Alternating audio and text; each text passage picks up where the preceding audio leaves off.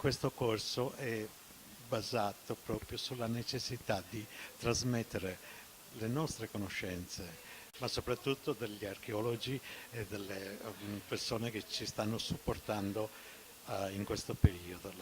L'archeologa Alessandra Sava,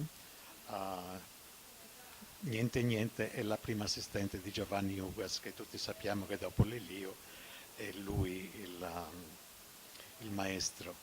Poi verrà la dottoressa Nadia Canu della Sovrintendenza ai Beni Archeologici di Sassari, grande nostra collaboratrice, ispiratrice e nonché stimolatrice, perché ci sta tenendo sulla buona strada e noi seguiamo volentieri.